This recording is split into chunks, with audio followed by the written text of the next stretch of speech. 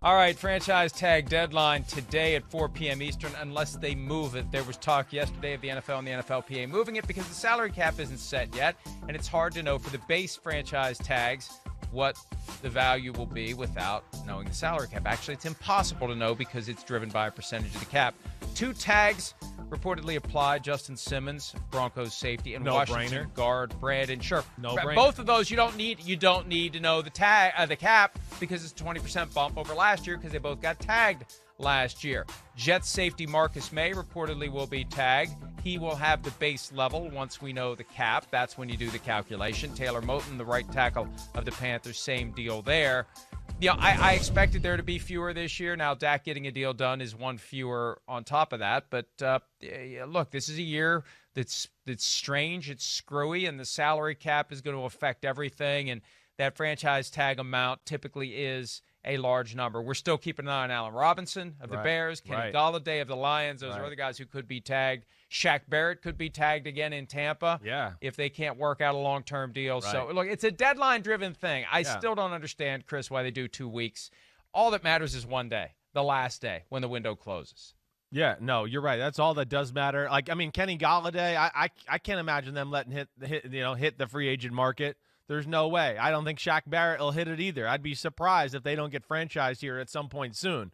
I mean, the other ones that you showed on that list there, I mean, Brandon Scherff, even with the 20% bump, it's still like he's not being paid like the highest guard in football. It's a no-brainer. He's one of the best guards in the game. Washington's got a lot of money. I would think they get that done. Justin Simmons, you've heard me say over the last few weeks, he's definitely one of the 3 or 4 best safeties in football. And for the Vic Fangio scheme, it's very important what that position he plays there. Like, there's no way they're going to let him hit free agency. I would expect they get a long-term deal done there. Taylor Moton, right? The right tackle for the Carolina Panthers. He's a road grader. He's the best O-lineman they got on their team. They got O-line issues. And, they're trying to build something and bring in maybe a Deshaun Watson or draft a quarterback or do with that. I can't imagine them letting him out of town. And as you're seeing, it's reported he's going to be franchised. The one I do find interesting is Marcus May of the Jets, because his career's been a little bit all over the place. The last 2 years have been better. Last year was clearly his best year of playing football. And I was wondering what they would do there. I look at the Jets, though, and I think logically they probably looked like we don't have one blue chipper in our secondary, so we can't let that guy go. He's the only, standout football player they got. Plus, they got a boatload of money, so you don't let him out the door when you just kind of connect those dots, and it makes sense. Yeah, and look, it's a device that is there to help the teams keep guys off the market. And that's what the Cowboys did last year with Dak, and that's one of the reasons why they got backed into a corner this year, because over the years there have been advances made by the union to make it harder to do multiple tags. And for most players, it's virtually impossible to do a third tag. So for guys like Justin Simmons and Brandon Scherff, they're going to have all the leverage going forward because next year, highly unlikely that either of those guys will be tagged again, and we could see another Kirk Cousins, Trumaine Johnson. He gets forgotten in all this. He did 2 years under the tag with the Rams, hit the open market. So it delays your entry to the open market. It doesn't eliminate it entirely. And for a position like quarterback, Chris, that's the one where you're taking on less physical risk. The irony is Dak Prescott broke his ankle this year. Yeah. But for some of these other positions, you don't want to carry the injury risk for 2 more years. You want to get that long-term deal. Back to what Dan Campbell said last week, franchise tag. Oh, I'd like to get the franchise tag. That's a nice chunk of money. Yeah, it's not nearly as nice as the chunk of money you get when you hit the open market. Yeah, that's right. You and especially like you said it, non-quarterbacks. I mean, if Justin Simmons broke his ankle the way Dak Prescott did, that would be a game changer. A team would be concerned. What do you mean? His job is backpedaling and jamming that foot into the ground and exploding and running 4-4 in one direction and, coming downhill and breaking down and making tackles against running backs on the open field. So that's where it's a lot riskier for the every down, football player that's not a quarterback in the NFL. I'm going to be interested to see where this franchise tag thing goes. First off, I mean, do you feel like it's going to be the end of today? I mean, what's your thought there? I mean, when is the NFL going to let everybody know here? Well, it's whenever the NFL and the NFLPA agree to it. Yeah. And the salary cap every year is a negotiation. People think that the union and the league get together once every 10 years or so, and they have one negotiation, they do a CBA, and then there's nothing else to talk about. Every year, the salary cap is the product of a detailed negotiation between the league and the union. And the other, they can negotiate on anything they want anytime. They can change any aspect of their broader deal anytime they want, and they can agree among themselves to bump back by a day, a week, whatever. It just needs to get done before that 2-day window opens next Monday at noon, I believe, on communicating with the agents of the guys who are to become free agents.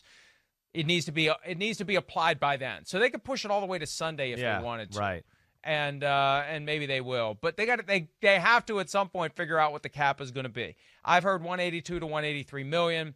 And again, some teams want it to be lower. Some teams want it to be higher. For the union, it's always make it as high as it can be. Although you could have some younger players in the union saying, I don't care how low it is this year. My salary's locked in for the next 2 or 3 seasons. I'd rather save some of that money into future years when I become a free agent. Well, that's the problem. Yeah, you're right.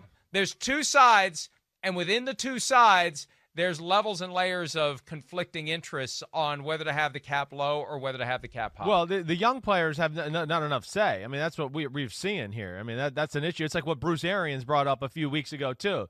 Like, oh, yeah, the vets don't want off-season workouts, so the young guys can never develop or do anything. You know, too many of the things right now being decided by the NFLPA are favoring the veteran football players and not keeping in mind, what's best for young guys as they come up the pipes and do those type of things. So it's a real aspect, no doubt about it. I'm interested. I really am because, there's money problems this year. But, gosh, there are some players, like you mentioned a few, where I just go, they can't let this guy out of town. That will be a huge loss for their football team, even with, the reduced salary cap and things like that. And I'm truly intrigued by Golladay, Robinson, Leonard Williams of the New York Giants, John Johnson, the safety for the Los Angeles Rams, and Aaron Jones. We talked about that too. What is Green Bay going to do with Aaron Jones? They don't really have a home run hitter on their offense. Devontae Adams is not that kind of guy. He's 10 yards, 12 yards. He's that kind of guy. He's not 70 yards. Aaron Jones is the only guy that can do that type of stuff on their offense for me, other than Valdez-Scantling going deep from time to time. So I would. That's another one. You're in the Super Bowl window. You're going to really let Aaron Jones walk away and take another weapon from Rodgers and all that. So there's a few I got my eye on here.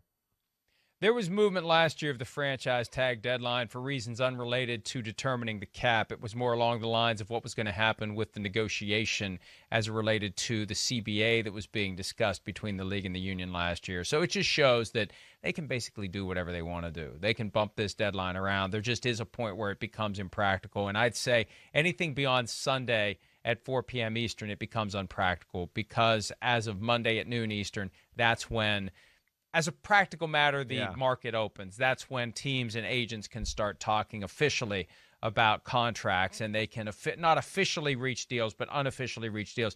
Obviously, you need to know which guys are off limits or which guys would be subject to the potential compensation of 2 first-round picks if you do work out a deal. Can they push that date back, though? That's a, like... Well, you can push that back. You can push the start of the league year back. You can do whatever you want. Yeah. You can...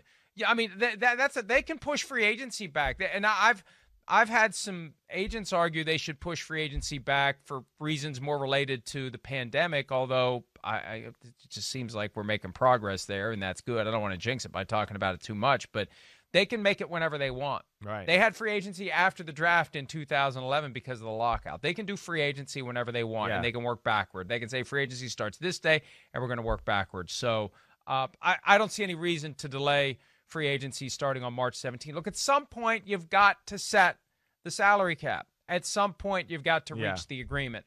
And, that's got to happen.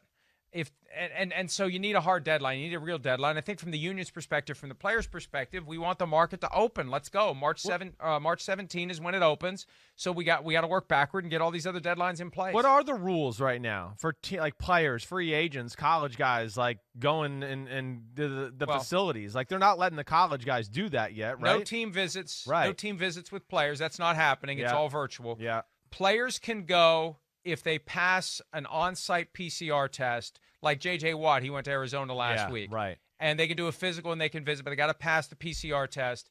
There's been no indication yet as to whether or not that's going to change for free agency. Remember last year, no visits, no physicals. It screwed some guys up like Cam Newton. and it just made a weird kind of a thing where you're doing all these deals sight unseen.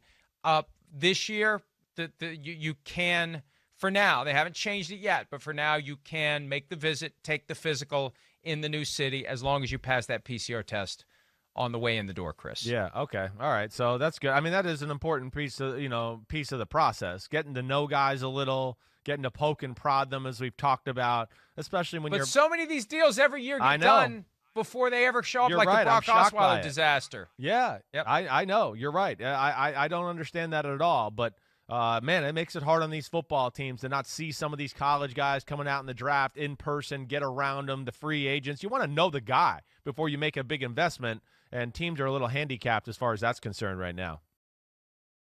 Hi, I'm Mike Tirico, and thanks for watching.